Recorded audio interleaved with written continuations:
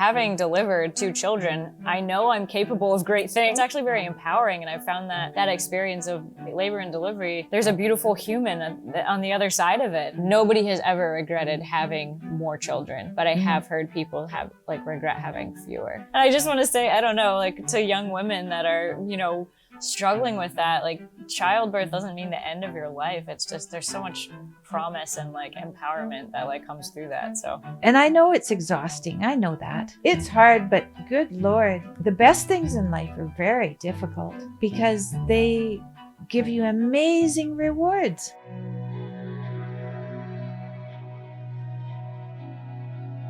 Hello everyone, welcome back to my podcast. Today I'm speaking to Kate Spanos. Kate Spanos is a full-time mum of 2 and a full-time student at Ralston College's MA program. She spent the first 18 years of her life in the same house before moving to New York City for her undergrad degree. Since then, she has spent her time making a home with her husband Nate, reading books aloud to him and to their children, and welcoming many people into their home for food and conversation. I met Kate Samos Island, Greece, where she was studying her degree with Ralston College. We visited there for a week or 2, and we went to Istanbul together as well. And one night I sat beside her at dinner, and we had a really lovely conversation that focused quite a bit on the fact that she was a mother and getting her master's degree in humanities. We talk about motherhood. We talk about the program as well, and we talked about some of our experiences really at the cave of St. John in Patmos, Turkey. That was very interesting, and I had a really good time speaking with her. It was very nice to see her and her husband Nate again. Thank you all for watching, and I really hope you enjoyed this episode. Hi, Kate. hi Tammy, how are you? I'm good. Thank you so much for coming onto my podcast. I'm really excited to speak with you. It's a real honor, thanks.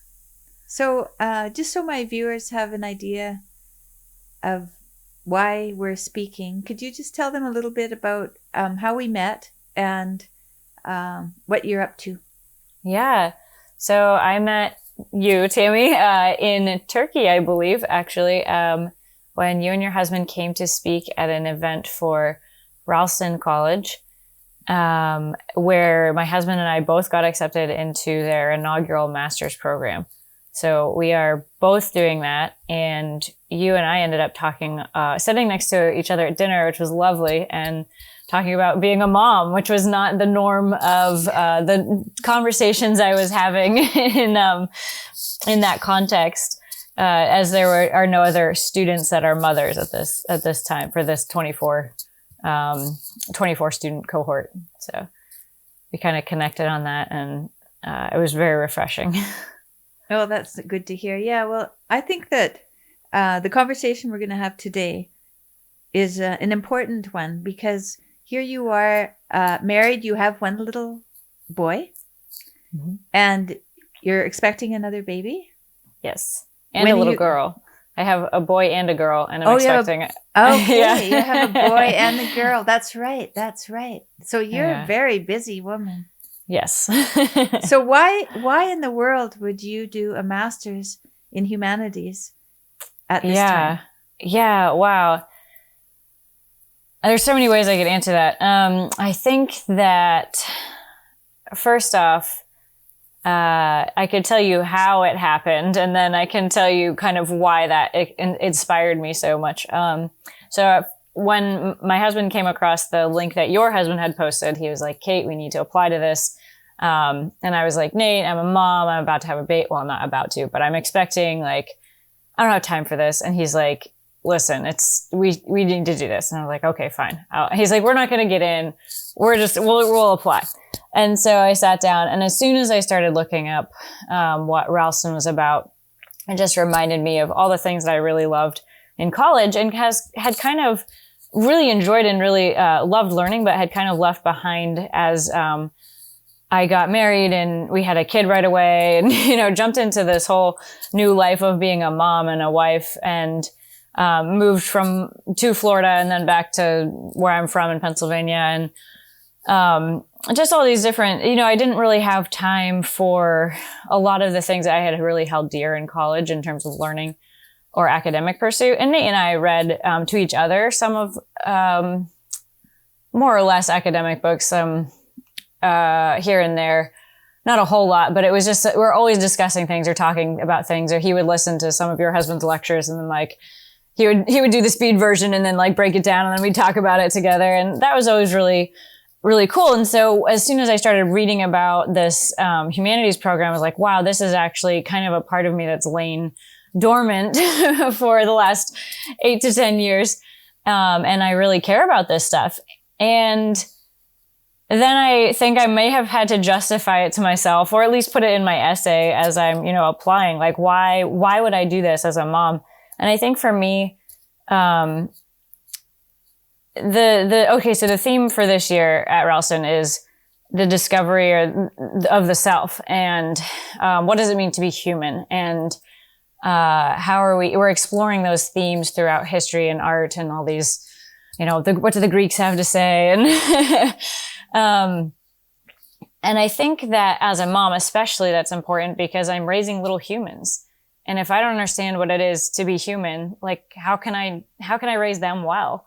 And so anything that's going to point me in the right direction of being a fully human person, a fully flourishing human, is only going to benefit my kids, which is kind of my calling right now. This is what I am doing as being a mom.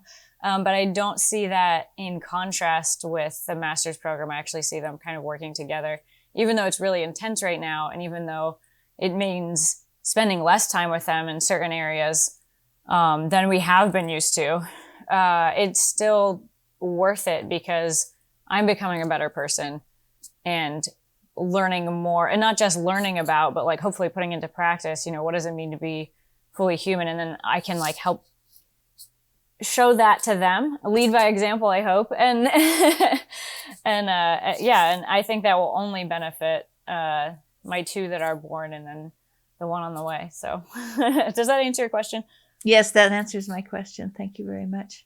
Yeah. So I found that fascinating that you decided to go back to school, and that you had the wisdom to realize that educating yourself in this manner would inform your mothering and make you a better mother. And I mean, that's not rocket science or anything, but still, I don't know how many people go to study something to say, this is going to help me as a mother, or this is going to help me inform these little humans to grow up to be more informed humans, and that's something that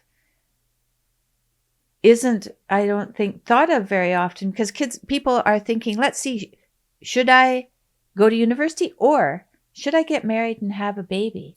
Mm-hmm. Like they're separate things. Yeah.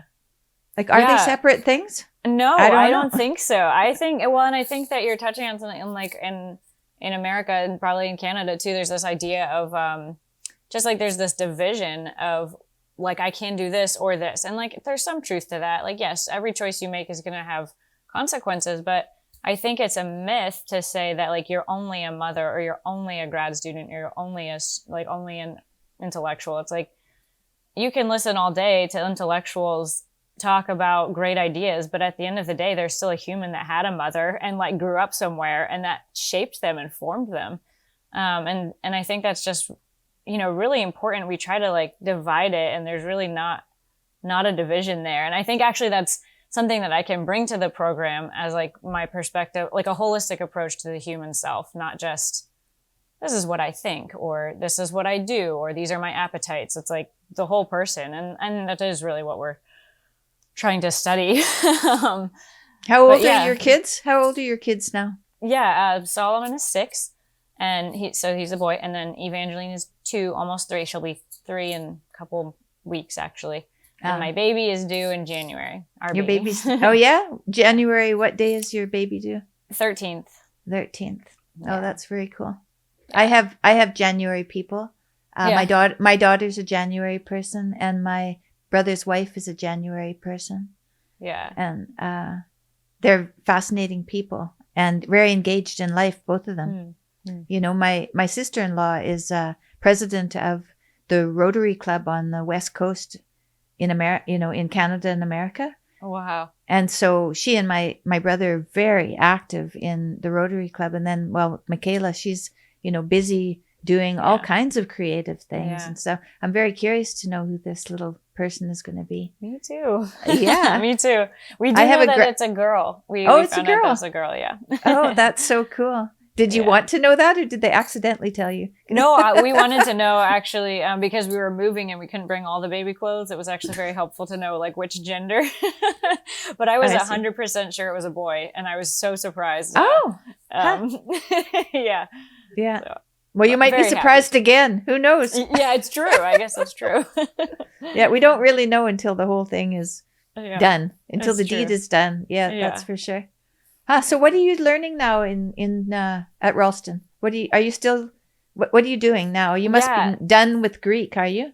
No, actually. So Greek is a continuing class, which is really good because everything that I know about language is if you don't use it, you lose it. Yeah. Which I can already, like, we're not in as an intensive a Greek environment, and I can already tell, like, okay, this is like going to take extra work because we're not surrounded by it all the time. So we do have Greek class, and then we're also right now we have a literature and philosophy class, I think, and then there's like an art and culture lecture series. Are those all different professors who are teaching that? Yes. Oh, okay. So the Greek professor is the same as Dr. Conlon from when he was with us in Greece, and then Dr. Bryson is doing the literature and philosophy. And then we have guest lecturers come in as well. So we do like a slow reading and then have guest lecturers. And then we also have the art and culture lectures once a week. And this is really only week 2. So we've had one of those already. And that class is under Dr. Nicole Blackwood's instruction. Oh, cool. Yeah, it's so fascinating. It's just been a delight. So right now we're reading the symposium. We're reading it in English, but we also have the Greek like right next to us, so we're able to like pick out some words and be like, oh, okay, like let's. Yeah. Do you get better understanding? Do you think you get better understanding seeing the Greek? I think the point. There may be some students that are like proficient enough to actually like read it and gather some pretty good meaning. For me, it's more of like I can pick out words, and it's also just to remind me. This is the original language. What I'm reading is a translation. And we just talked about that as like a very important perspective to know that something is always lost in translation or always interpreted in translation. And so it's just that visual reminder of like, okay, if you're having a hard time understanding, this may be a translation issue, essentially, whether through the ages or also through the language. Yeah, right. Because often if you're reading something that's translated, you look to see who the translator is. So that right? So you can be more assured to have a more complete translation of the work. And it's fascinating because even knowing like where a translator is coming from and like their perspective, right, can help you like figure out. Like I think about the Bible, like translating the Bible all the time, like. If you know a little bit about the perspective that the translators are coming from, you're like, okay, that's going to be read into this version. Yeah, the time that they translated it and who they were. Yeah. And what they were doing and what their values were. Yeah. Right. Yeah. It's inescapable. It's inescapable. And the thing is, we really do, or at least I do for sure, rely on the Bible, the word of the Bible. I rely on that. And try to get I try to find my way with that. So it's important.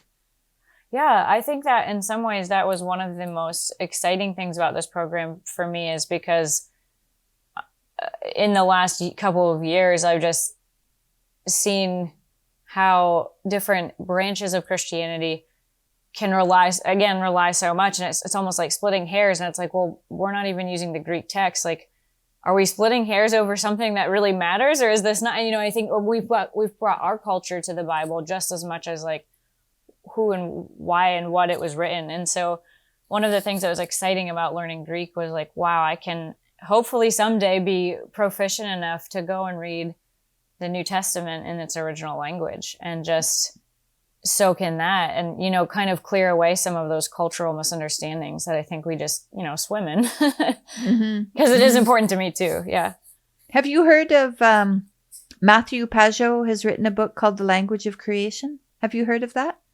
I think so. But yeah, I bet it's been mentioned. It's it's 150 pages, so it's not long. It's a really short book. It's written kind of like a computer programmer's guide to the Bible, and he is a computer programmer, so he is mathematically minded. Yeah. And he talks about how to understand the symbolism in the Old Testament. And I read it a few months ago and interviewed him, and Jordan has read it and interviewed him as well. And we're hoping that he will become more part of the conversations that people are having around the biblical stories, because he's really got an amazing mind to understand how to understand the symbolism in the Bible. You know, George's dad was reading the book of John. He said, I read the book of John, but I really didn't understand it. And I said, you know, you got to read Matthew Pajot's book, because it's all about how to understand the symbolism in the Bible. And so I recommend that. It's thank you. I didn't find it hard to read, although the way of understanding symbolism is so different from how we would usually read a book. Yeah. That it, like he said, it'll take you a while reading through the book to start to understand what it means, the flow of the book, and understand how it's relating to the Bible, because it's a different way of looking at it. And so, yeah. That's very exciting. Thank you for that. We're reading through John right now in Greek. And so there's so much I'm missing, but yeah, I would love to I wonder how much, I would love to read that. So thank you for that recommendation. You're welcome. Yeah, look it up. I just have it on my Kindle, so you can get it quickly. Yeah. And there's diagrams in it as well to help you understand. And nice. That's great.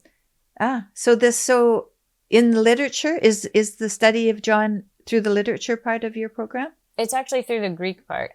Yeah. Oh, it's through the Greek part. Oh, I see. Huh. Will you go back to Greece, or will you go to any other trips out of North America? Not for the program as it is right now. Okay. So that was an amazing trip, though. I mean, I went I wasn't only with you in Turkey, I was also with you on Samos Island in Greece. Yes. And that was a staggeringly beautiful place. Oh, it was amazing. And the water was wonderful. And I imagine that going swimming right now would be very comfortable for you. Yes, that would be very nice. I'm getting quite large. How are you feeling? Are you feeling okay? I'm very tired, but I think that just kind of comes with the territory. I remember the last month being ridiculously tiring. I was just sleepy all the time. Yeah. Thankfully that last month, so our term finishes on December 9th. So I'll kind of have that last month to just prep for Christmas, be with family, and not worry about the extra studies. So perfect. That'll be good. Yeah. Perfect. So is your 6-year-old Solomon, he's going to school? He is, yeah. He just started last Tuesday. He had a shadow day right when we got here, and then he had his first official day last Tuesday, and he came home and he's like, I can't wait to go back tomorrow. Oh, that's nice. That was such a good feeling for me, because I had homeschooled him last year, and I don't think I had time to be nervous about it this year, like sending him somewhere, but there's just so many things that are changing.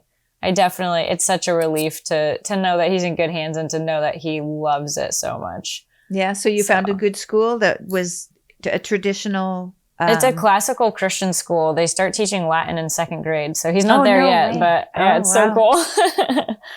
Yeah. That's great. And how does it go from 1 to 6, or does it go from grade 1 to 12? K to 12. Actually, K4 to 12. K4 to 12. Yeah. Oh, that's great. Yeah. Oh, yeah. And so then all your kids will go there probably if it's a good fit. I mean, we don't have plans basically past this program. We're not originally from here. So we have a place to live until the end of the program. And then we're kind of like, most of our stuff actually is in Pennsylvania still. Oh, right. So you're So- in Savannah. We are in Savannah. Yeah. Oh, of course. Yeah. Oh, yeah. Yeah. Oh, sure. And so are all the students in Savannah? We are. Yeah. Okay. Yeah. And so they were renovating buildings when we were in Greece.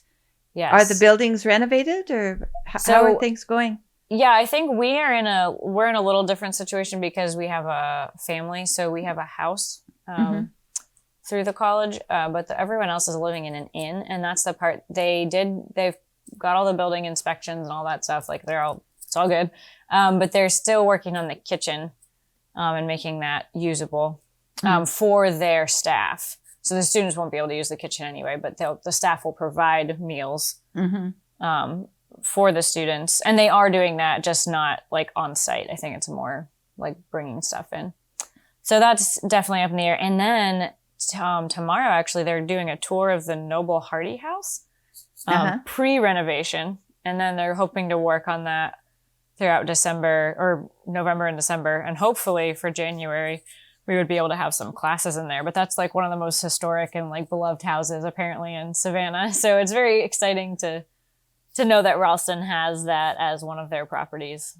But yeah, they're definitely still working. The only ones I knew of, one had been an old historic house that was used as an antique shop.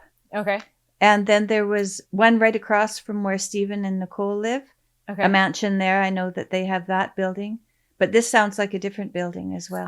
There's one on Gaston Street, and then the Noble Hardy House, I think, it's not on. I think that's a little. I'm not actually sure, but they've got about three or four buildings. 3. So it's coming.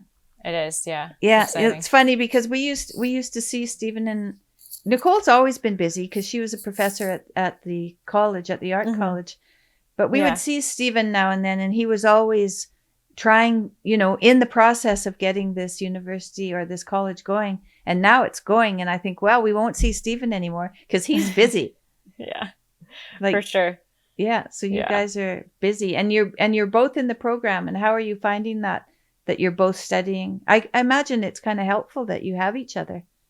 Yeah, it is. It's a challenge. It's both a blessing and a challenge because on the one hand, we can read together. Like Nate can read to me while I'm doing things around the house, or I can read to him while he's doing stuff. And so that's really cool because we have a built-in, and also reading it aloud, I think is actually like helps you learn differently. So that's been a benefit.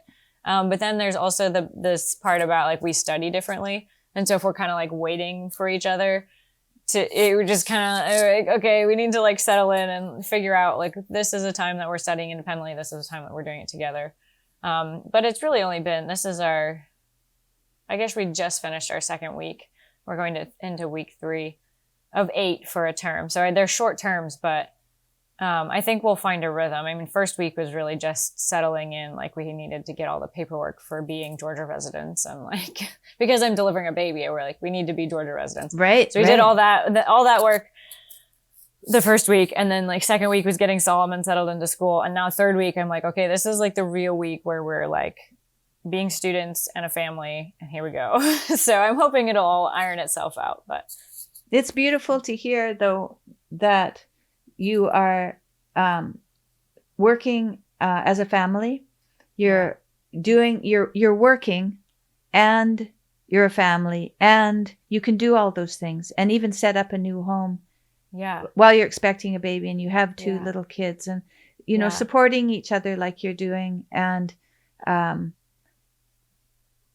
there's got to be a lot of a negotiation. Yeah, for sure. For sure. I think there is. And we have a pretty good foundation for communication, which has been wonderful. But I do think, I don't know necessarily who your listeners are, but I just want to say, like, I think the reason I'm able to do this program is because I have given birth to children. And I think I probably would have been too intimidated. But having delivered 2 children, I know I'm capable of great things. And so it's just one of those, it's actually very empowering. And I found that experience of labor and delivery to be like, yes, of course there's the pain and all that, but it's so empowering, and there's a beautiful human on the other side of it. And it's just like, wow. I'm capable of great things. Like, I can do Yeah. this. Mhm. And I just want to say, I don't know, like, to young women that are, struggling with that, like, childbirth doesn't mean the end of your life. It's just, there's so much promise and like empowerment that like comes through that. So anyway. I agree with Yeah. that totally. And there's a new book out called Superabundance by Okay. Marion Tupy, who's he runs humanprogress.org. And he said that for every child born, they bring 7 times the amount of opportunity and economic worth.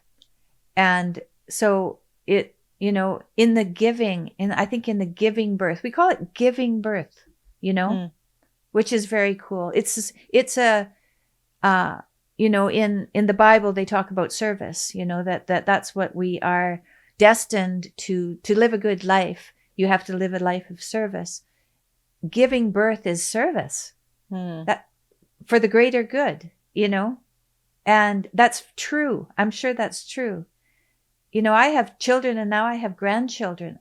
And Jordan, we travel all over the world, and what do we want to do? We want to be with our grandchildren. Yeah. When I'm away, I just miss them. My heart pulls for my grandchildren. It's inside of me. It's innate. It's an innate need to be there and to be informing and also nurturing and just enjoying the joy that comes from a child. My little granddaughter's 6 months old, and she smiles all the time. Oh. And she'll make these cooing noises, and then when you look at her, she just gets your eyes, and then she smiles and smiles and smiles. All she wants to do is be in contact with you. It's just so beautiful to see. And to deny a child of that, you just don't want to. No. You just want to give them what they need. And they are very sure of what they need. They need attention. That's what they want. Yeah. Right? That's what they want. Who was I talking to? I was talking to someone who was working. And he was working, and his son, little son, like a 2-year-old son, was pulling on his pants all the time and trying to get his dad's attention. Finally, his dad realized he was working at a finance job, Finally, he realized, you know what? This little 2-year-old is asking for my attention. And so I'm going to stop doing this job, and I'm going to find, I know what he was. He was a soldier who had come back from the war and had some PTSD, like they all do, because they see horrible things and do horrible things that they can't, come to terms with. And it's no wonder. But he came back, and he was at this finance job, and he had this car, this zippy car to get him back and forth to work. And he had his son pulling on his leg, and he thought, I'm going to stop doing this finance work. I'm going to give back the car. I'm going to buy a car for kids, and I'm going to get a job with a local job testing the water. This was in Amsterdam, testing the water around, making sure that the ecosystem was good. And so now his kid likes the new car because he sees it's a car for him to be a part of. And he has all this time with his child now because he can take him to work with him. And so, and he said that all his PTSD is gone. Wow. Yeah. That's beautiful. Isn't that so something? Beautiful. Yeah. Yeah. Children, they bring us, and they keep us young. They remind us of being young, right? My grandmother, when she was at least 90, she died when she was 98. So I think she was around 90. She said she couldn't remember being young anymore. The only time she could remember is when she was around children. Oh, wow. And so they do. They remind us of when we're young, and to see through a child's eyes means to see something for the first time. Yes. I love that wonder. Yeah. Yeah. Yeah. And you get to do that every day because you have these little kids. Yeah. Thank you for the reminder. I think we've been so busy. It's just like, oh yeah, that is, it's just so good to be, oh yes, like, yeah. Oh my goodness. You're so tired right now. But the beauty of of who they are, like, I know that, but to be reminded again of like, oh yes, like the delight involved in, just looking at my kids, and just, and I try to do that, just like watch them do whatever it is they do. Yeah. Thank you for saying that. We were with our little 2.5-year-old yesterday too. And he was so busy. He was so busy building towers out of blocks and, and wondering what to do with his 6-month-old sister, Yeah. Like, can I play with her? Do I knock her over? Like, what do I do with her? Right. Yeah. It's like, no, you don't knock her over. Yeah. That's not allowed. Yeah. But so cute and so Yeah. necessary. So necessary in order to go to school and to learn and to have those children to benefit from that has got to be motivating. For sure. Because I wonder if you would have done it if you didn't have these little kids.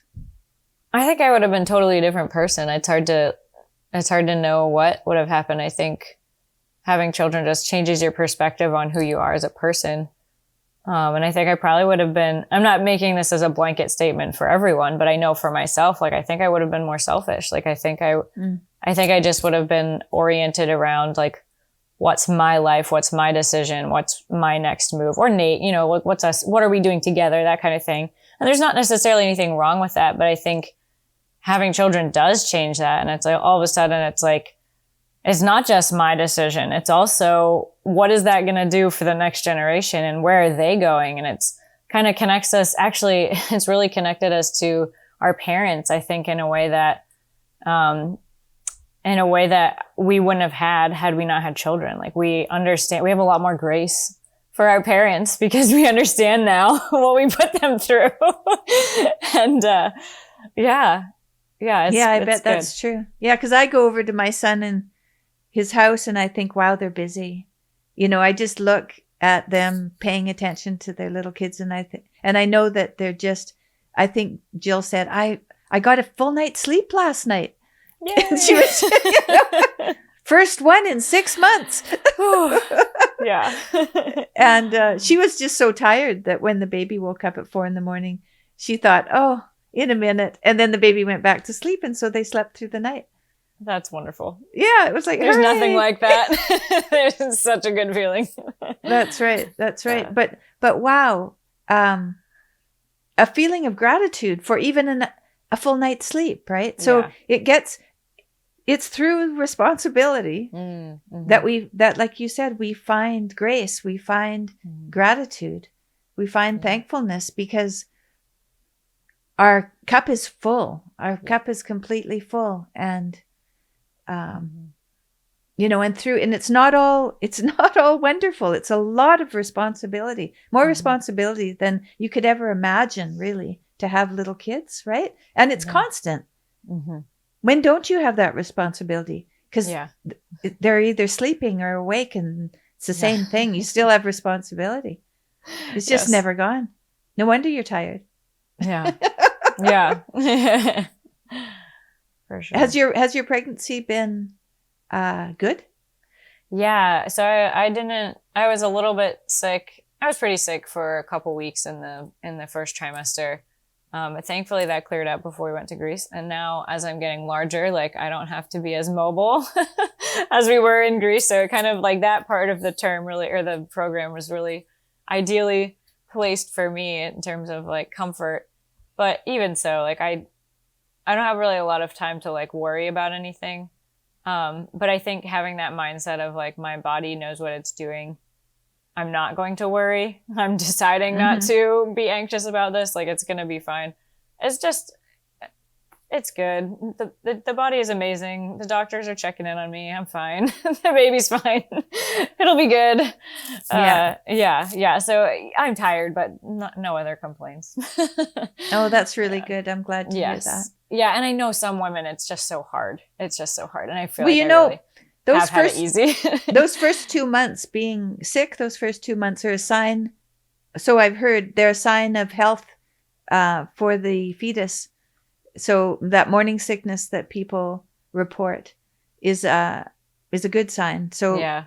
feel that first, some people feel sick throughout the entire pregnancy. I don't think that that's normal, but who knows, we eat so many different things now, and we are subject to so many different forces of energy forces, physical forces, noise, just all kinds of things. Like, who knows what gets in the way of a very easy childbirth. But I think the first trimester, you can be sick and think, well, that's normal. That's kind of normal. Yeah. So that's good for anybody who's wondering about that. Yeah. Yeah, for sure. Because that's nothing to worry about. Yeah. And I also felt, as long as you weren't super hungry, it wasn't so bad. So I used to have to carry something to snack on, and then I wasn't so in need. Yeah.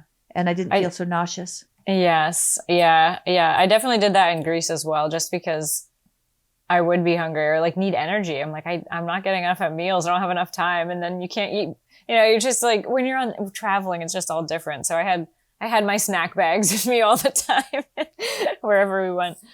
But that one day that we went to the Basilica of St. John, and it was hot. Yes. It was really hot. And I was wandering around just trying to stay in the shade. And I saw you wandering around trying to stay in the shade too.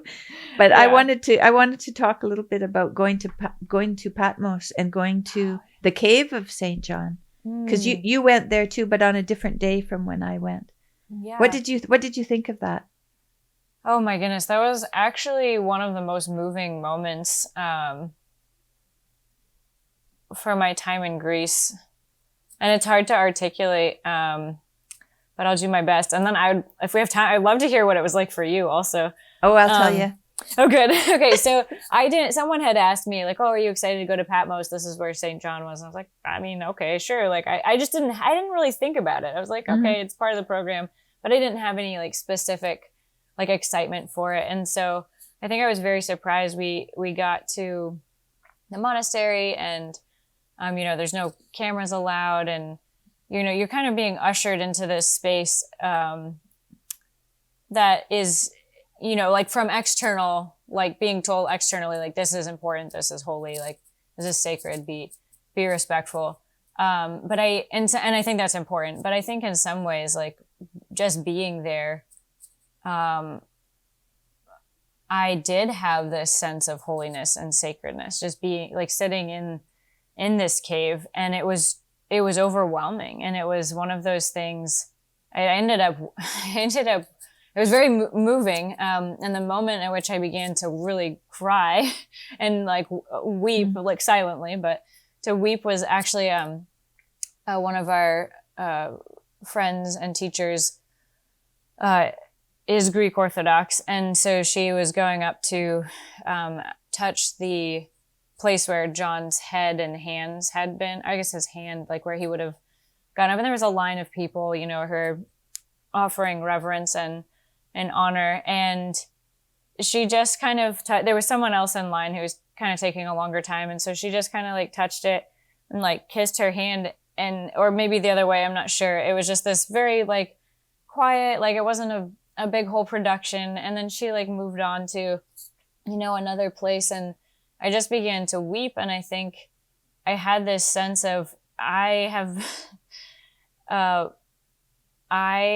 felt so profoundly the lack of, how do I say this gracefully, tradition. I felt so hungry for a tradition that gave me something to know how to deal with this, to deal with this sacredness. And I feel like that's, something that the Greek Orthodox Church does well, and other church, and the Catholic Church perhaps, like I'm not as familiar, but I just felt, having grown up evangelical, and I'm not trying to knock evangelicals at all. That's not what I'm saying. That's not it. I felt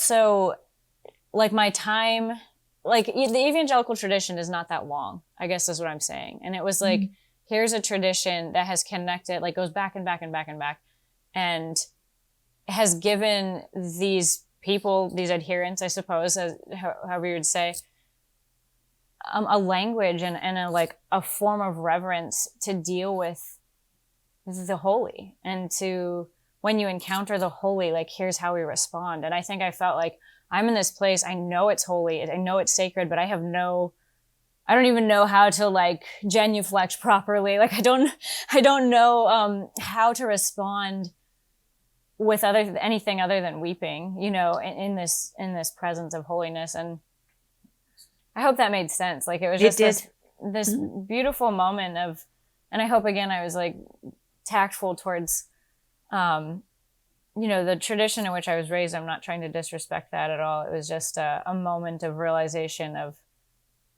I think there's more. I think there's more to be said, and more to connect, I guess, like our bodies to what's happening in that spiritual realm of like, I can sense that this is holy, but how do I express it? So it was a beautiful moment. I don't know. Yeah. And that way it really stuck with me as like one of the impacting moments of my time in Greece. I felt the same way. I thought, you know, I mean, I was there, and now I've been to Jerusalem as well. Wow. Because we went to Jerusalem afterwards, and then we went to Athens. Wow. Yeah, that's where my mind finally was completely blown by the time I went to Yeah. Yeah. I was like, oh my goodness, it's going to take me 5 years to absorb all of this. Process it all, yeah. But Can you tell me? Yeah. The day we went to Patmos, so my faith, I have faith, but it's raw. It's pretty raw. It isn't a practice. It is a practice now, but a practice is pretty new, right? So I pray every day. But I haven't really chosen my congregation of who I'm going to share that with. So I went there as someone who was looking for humility. And so I prayed on the way there, and, you know, we took a ferry from the island to Turkey, and we got to the monastery and climbed up there, and it was a cobblestone climb out into it was a very sunny day, a very warm day, and we went into the cave, and there was a service going on. So the monks were there. There was, and at first I didn't see them all. There were 3 there. There was one that was in behind, and you know, doing the whatever priests do when they go back behind when they're reading the Bible, and probably getting ready to have some sort of Eucharist, but I didn't see any Eucharist there anyway. And it was dark, right? So it was dark in there with very low light and icons. And so they had the icons of Mother Mary and the baby Jesus there, and then of Jesus as well. And then I recognized there was a monk standing in the corner. I hadn't even seen him right away. He was standing completely still, without any movement, while this service was going on. And we were the only ones there at the time, and we were sitting on the little benches, because there's just these little wooden benches there. And we just sat while the service went on. And then when it finished, I noticed that people were going over to the side of the cave where down near the floor there's a little divot in the stone where John's head would have laid. And then a little ways up there's a little divot in the stone where if he kneeled he could help himself up again by putting his hand there. And I saw people going up and kissing the icons, and I thought, and so I went up. I think someone said, go over there, go over there. So I went over there, and I knelt down and put my hand where he would have put his hand. And I knelt down. And when I stood back up, I could feel my sins more directly. I could feel them more profoundly than I'd felt them before. And I was looking for humility. I was looking to simplify my relationship with God, to try to get myself out of the way, to get my ego out of the way. And I think I felt a little bit what that might be like. But like you said, it's such a holy place that it's, to even have a touch of it is enough, actually, because I can't imagine to feel as holy as you might feel there, to be able to walk out again, because it's too much. So I found it. That was an incredible experience to go there, and I can imagine him. He must have been there, because that's where Revelations was conceived. So he must have been there a lot over time. It's quite a place, and it's been revered ever since. Whole monastery's been built all around it, and and we just don't have that kind of thing in North America. We don't. We just don't have that long history, so we can't. So we have to be able to go to Europe to see it, and that's why Europe is so wonderful to go to see, is because then we have a relationship with this deep, holy, and long religion, long historical. I mean, I went to Jerusalem and I walked the Stations of the Cross. So I walked there.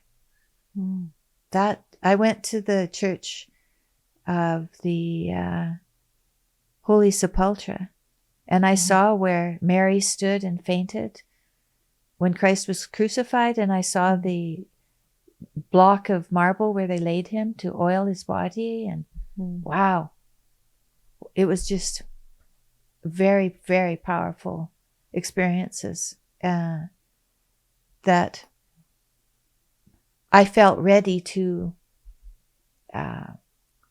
be there. I really felt ready to be there. My comprehension was, as profound as it can be for someone simple as myself, but yet I'm truly grateful for the opportunity to go to these places and even have a glimpse of, the work that's gone into, like the Parthenon in Athens. It's this building they could have built a temple down on the ground, but no, they built it way up on this hill where it would have been back-breaking work. But of course, they were doing something that was supposed to be almost inconceivable. They wanted something inconceivable, and so that's why that building is there. Yeah. So, what a trip. Absolutely. Yeah. Thanks for sharing your experience also of Patmos. You're welcome. Yeah. It was a very cool day. I can't believe that was just a day, because it lives on in my memory for sure. Yeah. Did you visit the Hagia Sophia? Yes. Now, is that where Jordan gave a talk? That was in the library. In the library of Celsus. Was the ruins in Ephesus. Well, explain to me this other place. I can't quite remember. The Hagia Sophia is this giant. It started out as a church, and it was built by Justinian, I believe, many long time ago. Don't ask me the year. And then it became the Ottoman Empire took over. So it had been a church for a couple centuries. Then it became a mosque for a couple centuries. Then it became a museum for like a century and a half, maybe less. And then it became a mosque again 2 years ago. Right. So it's we were there. Recently converted back into a mosque. I went in there. I prayed the rosary in there. That's probably not allowed. I know. But nobody stopped me. I wasn't thinking about whether it was allowed or not. Yeah. I don't know. That probably wasn't quite the right thing to do. But I felt moved to pray. Yeah. So I prayed. Yeah. That's the one thing about not knowing a lot of rules. You can break quite a few of them and not know if you've None the broken them. wiser. Yeah, exactly. Yeah. That's wonderful. Yeah. Well, yeah, Istanbul, and the time we spent in Istanbul was remarkable. That's and I had no idea, that it's at the mouth of the Black Sea, and that would have been the passageway for everything that would have come out of Southeast Asia. If it was going to come to the Mediterranean, it would have come through there. No wonder that was New Rome. No wonder. Yes. Yeah, well, I didn't know any of that stuff. Yeah. So I learned a lot just by being there. I didn't even crack a book. Yeah. Yeah. Well, I can't imagine what you're learning. It's funny because I actually I had been doing a history course with my 6-year-old, and it's called The Story of the World. It's just wonderful. And we had read about Justinian and, mosaics and stuff. So we made like mosaics out of buttons and stuff. And it was really fun. And he did not get to come to Turkey, during that visit. And hopefully someday we can take him back when he's a little bit older. But I benefited from reading, this textbook for this. It's called The Story of the World, and it's told in such a wonderful way. And I was like, oh, I know what this is about, because I just read this to my 6-year-old, Is it a book that a 6-year-old can understand then? He's pretty advanced for his age, I would say, in terms of like reading. Like I read it to him, but in terms of auditory comprehension, like he's pretty advanced for his age. But what I had planned to do had we continued homeschooling there's a 4-book series, like gone through one through 4. So that would have been like 5, 6, 7, 8, and then started over again. And then, he would have gotten something from each year, but then, continued to get more as we went on, it bears repeating. And I probably would have done that through, 12 years or whatever. Just because the book is so good. Yes, he could get it, but he'd get more later on. Who wrote that book? It's Susan Wise Bauer. Yeah. Susan Wise Bauer. The Story of the World. The Story of the World. Yeah, it's a 4-volume history curriculum for kids. And actually, they are using it at the school that he's at, so I'm very excited. Oh, good. Yeah. Oh, good. Yeah. So cross-referencing at home. Yeah. Yeah. Oh, that's very cool. And your daughter, you said, is 2.5. Yeah, almost 3. What's she doing? What's she up to these days? Well, the days that we don't have class, she's with me and Nate, which is nice because she'll get some mom time without her big brother. And then on the days that we do have morning class, we have a babysitter come who's able to spend time with her, and that's been really a blessing. They get along really well. That's good. That's good. Yeah, it's worked out. It's definitely an adjustment, but it's very good. Is she a talker or is she quiet? She's pretty friendly.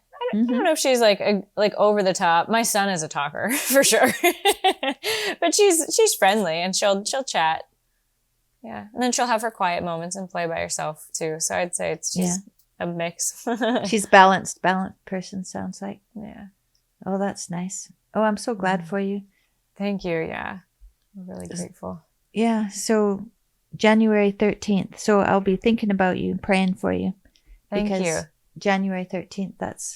That's coming up. Not too soon, but it's coming up. We're actually really hoping the baby comes. I know they come when they come, but we're really hoping the baby comes like 2 weeks early, because then I'd have because our term starts on January 9th. So it would be ideal just to have that baby on like December 31st or something like that. Just if I could pick a date. But were your other babies early, or were they No, late? They all came exactly when they were supposed to. So. Oh, okay. So that's probably the most likely, but we'll see. Yeah.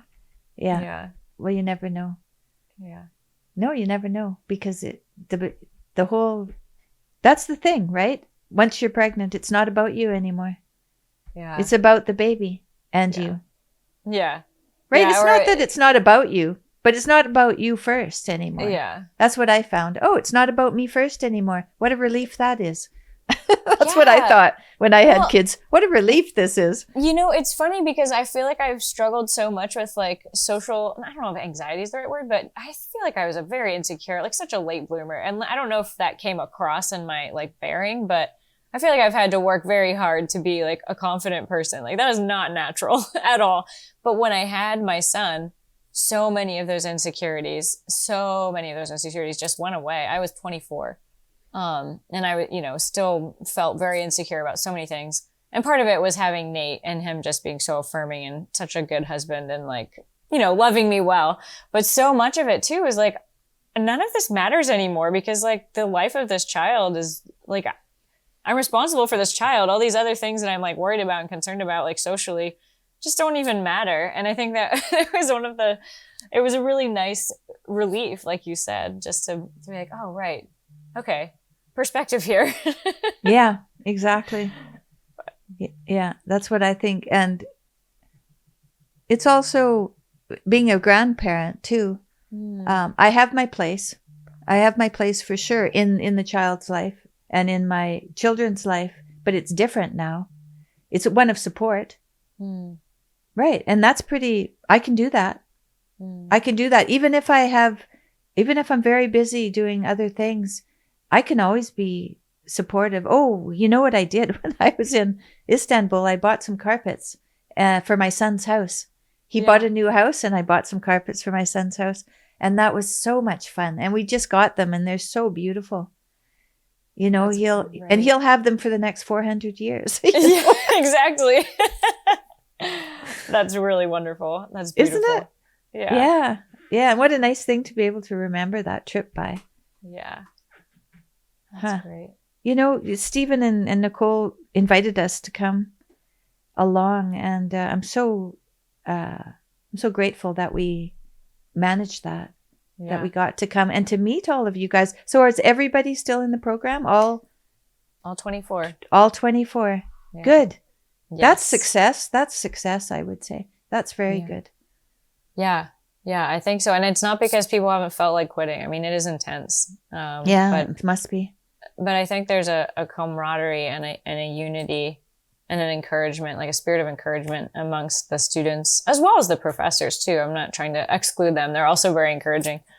And I think too, just the belief of like, this is worth it. This is worth it. We're sticking around. Yeah. And there's all kinds of people. I mean, you guys, you're a married couple.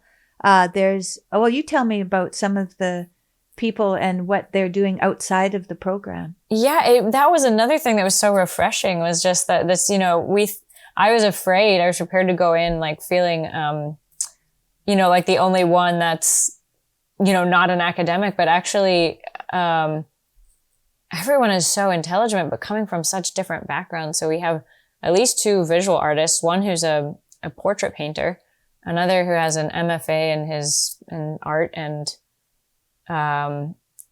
has worked at, I'm going to get the university wrong, an important university in New York City, and is also a painter, and his wife is also a painter. She's not in the program, but, they live here in Savannah. And so there's the visual artists. We have, someone who just graduated with a degree in like biology and like some of the sciences. And then we've got, just all over, a dancer and an actress, and coming from that side of the world, and then teachers. There's several teachers.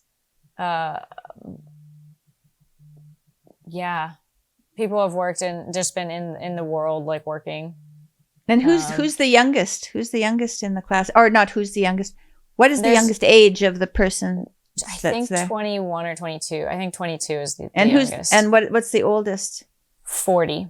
40, right. Mm-hmm. Yeah, right. So there's lots of variation. Yeah. Of life, of wisdom there. It's true. It's been so refreshing, just because I think you need that. I think you need that perspective. I think, university is somewhat of a bubble, an anomaly of like real life. And maybe, because you're in this little bubble of like, these are all the people that are my age, and we all think the same things and do the same things. Like, well, actually, no, like the rest of the world, like you're rubbing faces and shoulders and whatever. You're with other people, encountering other people that are all different ages and all different backgrounds. Mm-hmm. And it's been so neat to just not only have that diversity of background, but then to be coming together and unified around the books we're reading and the experiences we're having, and a common love and common trust, I think. So. Right. When you go to university, I remember when I went to university, you don't see any plumbers anymore. You don't see any electricians. You don't see any garbage men anymore. You don't see any of the working people. You see other students and professors. And this is a very select group from society. And so to think that what's going on when you're there, right? Yeah. It's a pretty narrow view of society until you get out and really take on the roles that life offers. Mm-hmm. As soon as you become a mom, I mean, what did you find? Do you remember when you first had your first son, what it was like to have a baby? And because I can remember meeting people on the street and we were in Quebec, we were in Montreal, and there's lumberjacks. Sometimes you meet lumberjacks, French lumberjacks.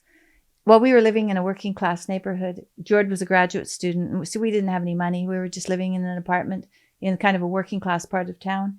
And I don't think anybody even noticed that I was pregnant. I had a baby in January, so I was wearing pretty bulky clothes, right? But still, anyway, it wasn't like I was in a place. I didn't know anybody really, a couple of neighbors. But when I had a baby, all of a sudden these lumberjacks, even the lumberjacks were saying hello and going coochie coochie coo. That's adorable. Turning around in the cafe at 7 a.m. and going coochie coochie coochie coo.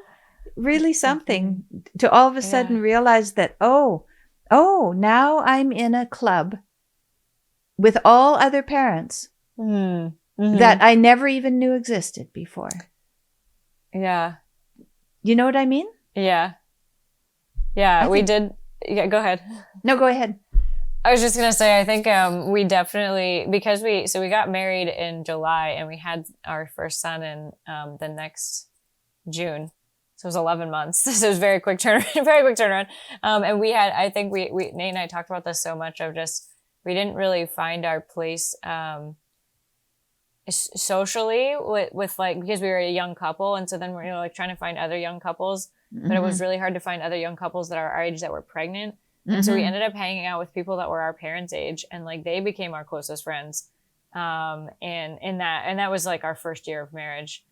And that was just such an interest. So we definitely had to like wrestle with that dynamic of like, where do we fit in? Like this is not, and then like having a kid, it was like, oh yeah, this changes everything. Like you are in this like, I don't know.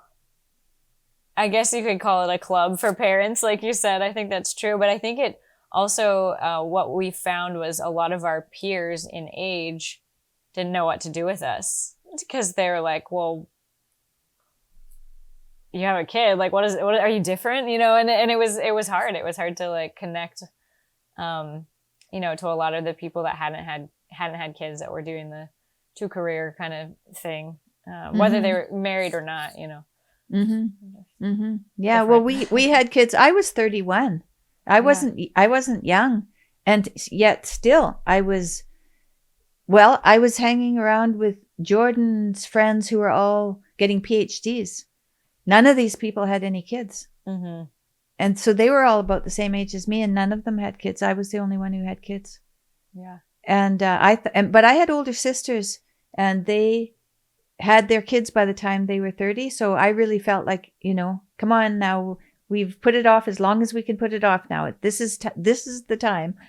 And so got it going. But 24, just think, 6 more years, I could have had another baby if I would have started earlier. I would have loved that. That'd been great. I loved my kids. I loved being a mother. I loved being pregnant, actually. I had a very, I would say, I felt pretty healthy. I was pretty healthy. And so I felt good through the time I was pregnant. And and I know it's exhausting. I know that. Yeah. It's like, I'm not, trying to make it into something it's not. Sure. No, it's hard. It's hard, but good Lord, You know, the best things in life are very difficult Yeah. because they give you amazing rewards because they're so hard, right? It's so much responsibility with that. I don't know. There's some sort of response that's large because it's so hard. It's so much. You give of yourself so much that what comes back is, you know, tenfold. It's just, yeah. I love my kids. I love that I'm home for just a little while now and I get to see those little kids. I'm going to go to Halloween over there. Yay. Elliot's going to be a fire chief. What are your kids going to be for Halloween? I don't know. Solomon was just I mean, Evie doesn't really know.